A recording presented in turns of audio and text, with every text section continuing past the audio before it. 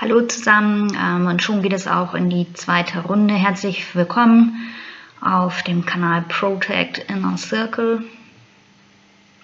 Ich wünsche allen einen schönen guten Tag und heute haben wir das Thema Erkenntnis. Die Erkenntnis ist ebenso eine Gabe des Heiligen Geistes. Die darf man entwickeln und sich geben lassen. Und ich sehe darin zwei Dinge.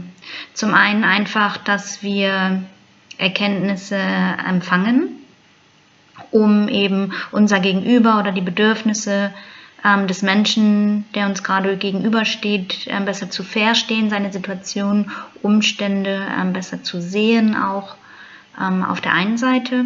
Auf der anderen Seite aber auch, um zu unterscheiden, wer sagt mir das jetzt gerade?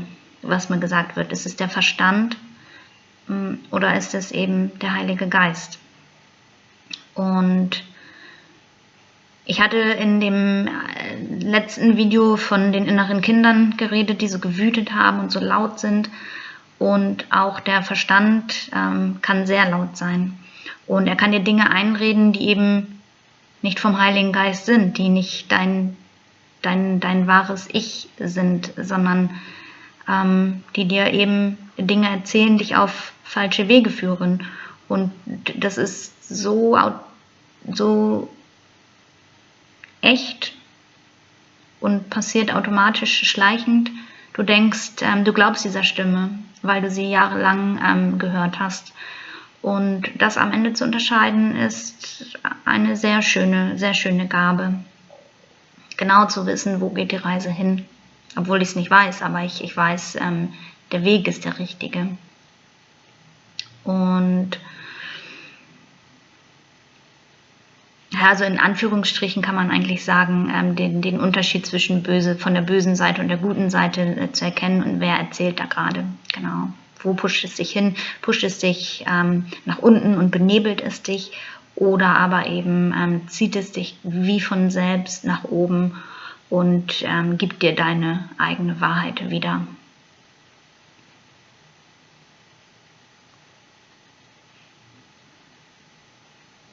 Das darf ich für mich selber persönlich weiterhin noch lernen. Es sind auch jetzt hier in diesem Bereich kleine Pflänzchen, die gehegt werden wollen und weiter wachsen dürfen. Und es fühlt sich aber trotzdem sinnig und stimmig an, das eben fortzuführen, also weiterhin daran festzuhalten, dieses Pflänzchen zu hegen, um nicht nur für mich zu wissen, ich gehe den richtigen Weg, sondern auch zu wissen, wenn ich jetzt einem Gegenüber begegne,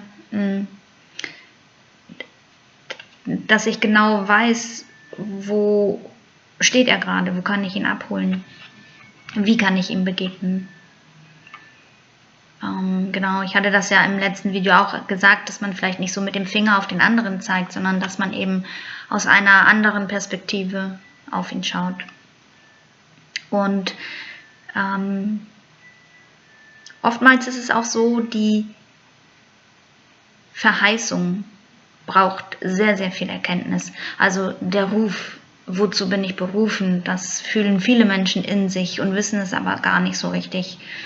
Und da zu erkennen, was ist richtig, das durfte ich auch bitterlich lernen, denn ich fühlte mich berufen, als freie Journalistin zu agieren und durfte aber feststellen, dass, weil die Themen Umwelt so in meinem Herzen lagen, ich dachte, ich müsste Umweltthemen behandeln und auch aufdecken, wenn irgendwo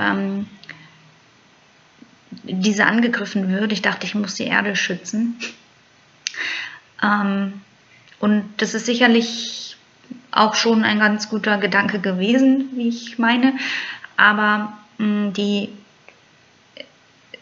Sache ist die, ich durfte erkennen und feststellen, dass Menschen, die in sich zufrieden sind und in sich diese Liebe haben, eben auch alle diese Früchte und Gaben des Heiligen Geistes, denen braucht man nicht erzählen, dass man die Erde nicht ausrauben darf, dass man sie respektvoll behandeln soll, weil wir sie, Entschuldigung, nur geschenkt, geliehen bekommen haben, aber wir haben sie nicht erschaffen und deswegen steht es uns gar nicht zu, einfach mit ihr zu machen, wie es uns beliebt. Und deswegen habe ich einfach für mich den Weg jetzt geändert und folge der für mich richtigen Stimme, einfach am Ursprung anzusetzen. Denn Umweltthemen sind wichtig. Es ist sehr wichtig, dass es Menschen gibt, die dafür einstehen. Aber es müssen natürlich auch Menschen da sein, die an die Wurzel gehen, an den Ursprung. Warum ist das überhaupt alles so kaputt? Oder auch Kriege, warum bekriegen wir uns überhaupt? Das alles wäre ja gar nicht notwendig, wenn jeder eben danach leben würde. Die Verheißung. Du wirst sie nur dann sehen, wenn vom Himmel die Stürme wehen. Sie zeigt sich nur getreu und gut, nachdem du gehst, durch Demut. Hier ist ein Meilenstein für dich. Er zeigt dir den Weg zu sich. Sich, was ist denn das genau? Im Herzen weißt du es ganz genau. Sieh, für dich bin ich ein Einhorn geworden.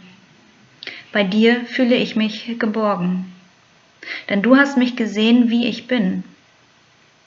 Auch deine Masken sind bei mir dahin. Das ist der Preis, liebster in Spee. Mein Wissen kommt allein aus Gottes See. Meine Liebe lässt mich übers Wasser laufen. Dort werde ich auch dich freikaufen. Die Treue halte ich dir ewiglich. Ich lobe deinen Weg für mich. Vertrauen und Geduld geben dir den Raum, damit du berührst seinen Saum. Genau. Also es geht schon auch weit in die Schrift hinein. Die Stürme des Himmels, durch die man die Verheißung eben sieht, das ist eben auch eine Stelle aus der Bibel, in der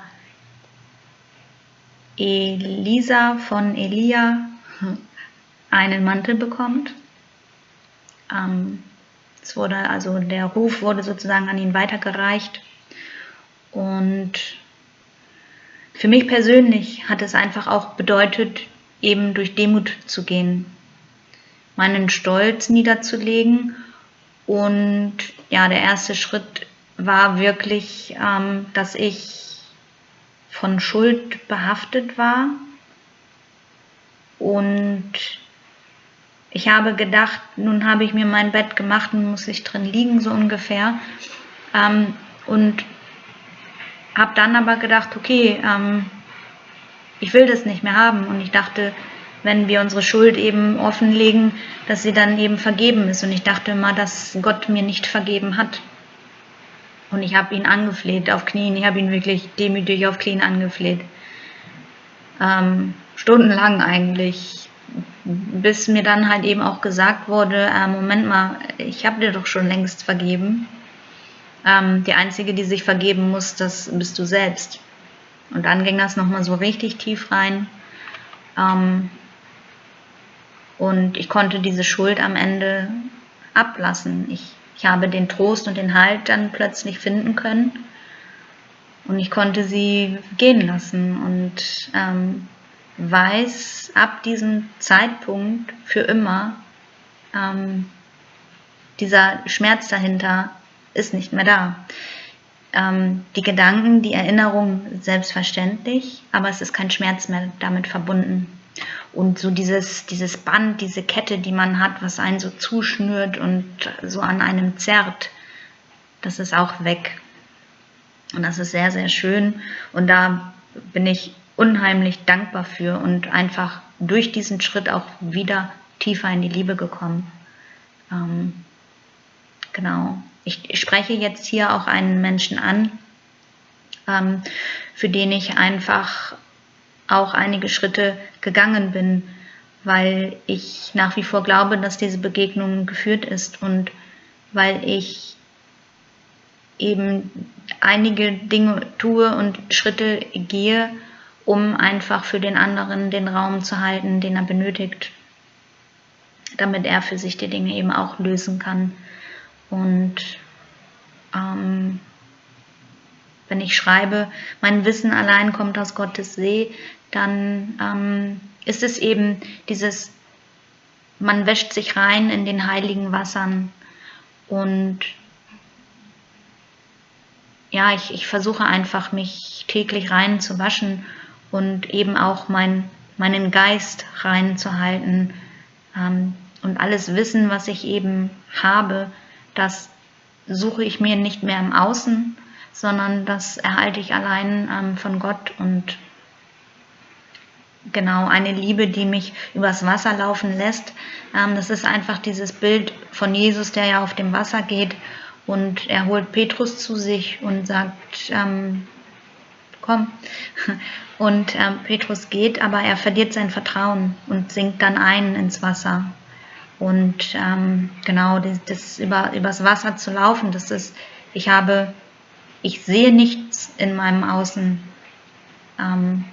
in diese Richtung, die ich aber vom Heiligen Geist erhalte. Ich sehe absolut gar nichts und ich gehe trotzdem jeden Tag, jede Minute, jede Sekunde meines Lebens auf diesem Wasser in vollstem Vertrauen. Natürlich gerate auch ich ins Schwanken gerade noch sehr, sehr stark, weil bei mir auch noch Schmerzthemen offen sind, die ich noch nicht so einfach durchfühlt habe. Es ist, man heilt einfach auch in Schichten all diese Themen durch. Es ist ja einfach auch so viel.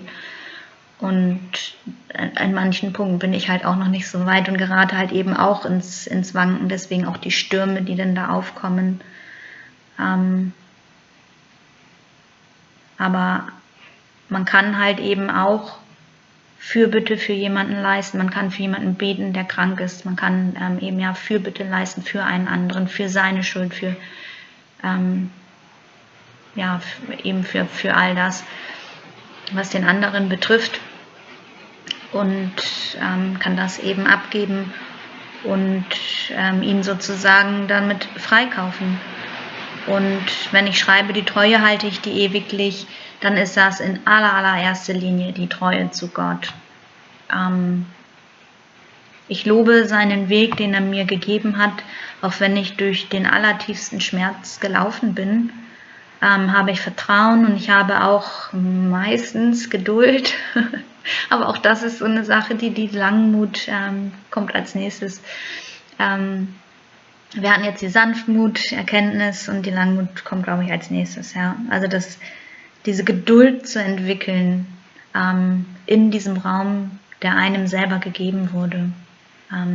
Und dann als letztes, damit du seinen Saum berührst. Es ist so, dass eine Frau, 38 Jahre, glaube ich weiß nicht mehr genau, sie war sehr lange krank und irgendwann hat sie war fest im Glauben, wenn sie Jesus trifft, er wird sie heil machen. Und sie hat nur den Saum seines Gewandes berührt und dadurch wurde sie gesund. Das ist für mich eine sehr berührende Geschichte, wie sie wirklich alles versucht hat in ihrem Leben. Sie war bei Ärzten, sie wurde ausgestoßen von Familie, von Bekannten, auch von Fremden, denen sie dann begegnet ist. Sie wurde wirklich ausgegrenzt aus der Gesellschaft. Aber sie hat festgehalten und hat Glauben gehabt und ist immer weiter gegangen. Und ich finde das so berührend, diese Geschichte. Genau. Ja, und so darf man halt eben die Erkenntnis entwickeln, die Gabe sich auch abrufen. Man kann danach rufen, man kann darum bitten, diese Erkenntnis zu erhalten.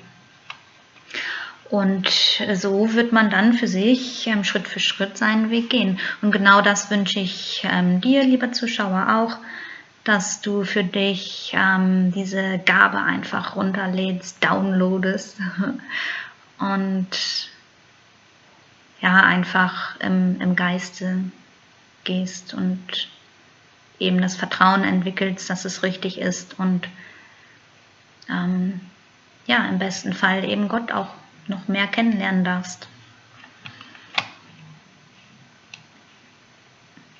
Ich wollte jetzt wieder sagen Agape, aber es nervt, glaube ich, nach einer Zeit, wenn man das hinter jedem Video einbringt, aber ich sag's trotzdem.